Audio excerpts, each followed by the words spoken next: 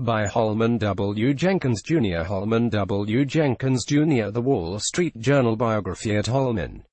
Jenkins at WSJ.com. Sept. 2019 5:26 p.m. Eastern Time. Damaged oil processing facilities in Saudi Arabia. Sept. 20.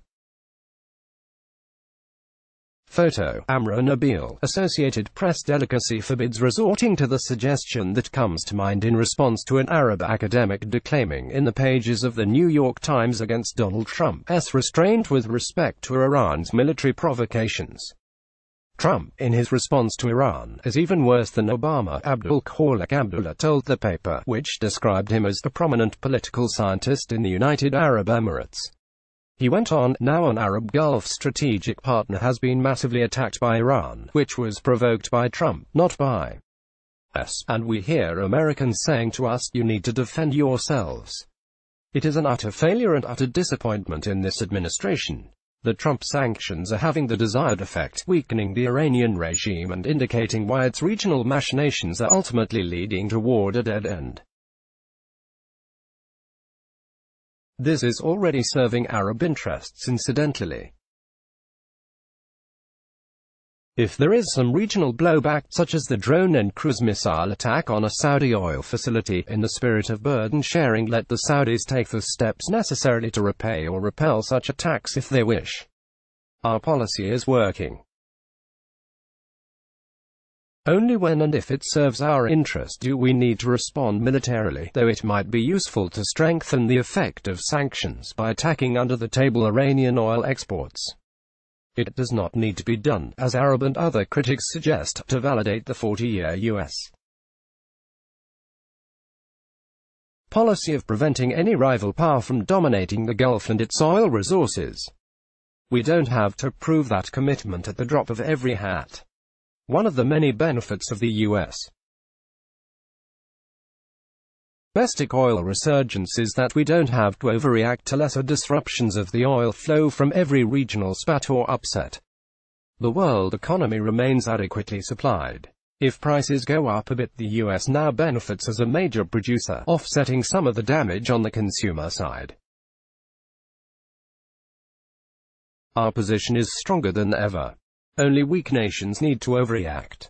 Which is just as well. Even Donald Trump's most devoted followers, for better or worse, have little desire to see him become a war president. They sense that recent wars haven't served U.S. interests. They understand that the peculiar dynamics of the Trump presidency would not provide the unifying and rallying oomph that sometimes makes war an attractive domestic political proposition. Nor would being a war president particularly suit Mr. Trump's episodic and wandering leadership style. Which is also fine. There is no reason to oblige the Iranians and the Saudis, in their different ways, in how we respond to the attack. The Iranian goal is to lure the U.S. into a confrontation that Washington would eventually be willing to pay to get out of, presumably by lifting sanctions and resuming the Obama nuclear payola. For the Saudis and their local allies, they wish to see the world superpower expend some of its military stockpiles to degrade Iran's offensive capabilities in ways that would convenience them but wouldn't do much for us. Let's recall that the billions the U.S. invests in global military power are aimed not just at keeping the Gulf open, but also at making others feel how much they rely on the U.S. to keep it open. The Chinese, in particular, hardly need at this exact moment to see us reflexively allowing ourselves to be baited by local tin pots into protecting China's ability to consume Middle East oil. On the contrary, the present occasion represents a nice opportunity to demonstrate the flexibility America now enjoys in this matter thanks to its own fracking revolution and rising energy power. There are no guarantees, but the evidence so far is encouraging. Sanctions have cut Iran's oil exports by 90% since April 2018. The regime is plodding toward a domestic crisis that, as of now, Iran's leadership appears to hope it can escape by initiating provocations meant to suggest a wider war unless the U.S.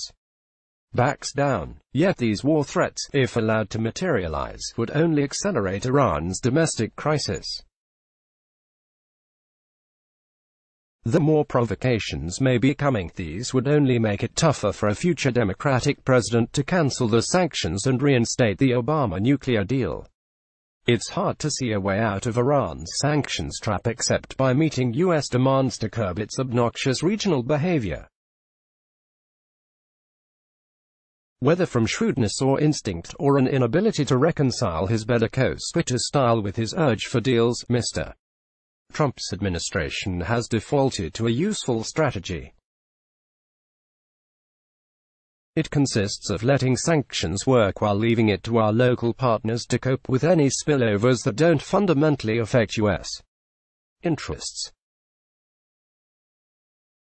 Secretary of State Mike Pompeo stated on Twitter that Iran launched an unprecedented attack on the world's energy supply after attacks on Saudi Arabian oil facilities on September 14, 2019. Image Getty, Zoomer Press, Composite, Brad Howard, Copyright 2019 Dow Jones.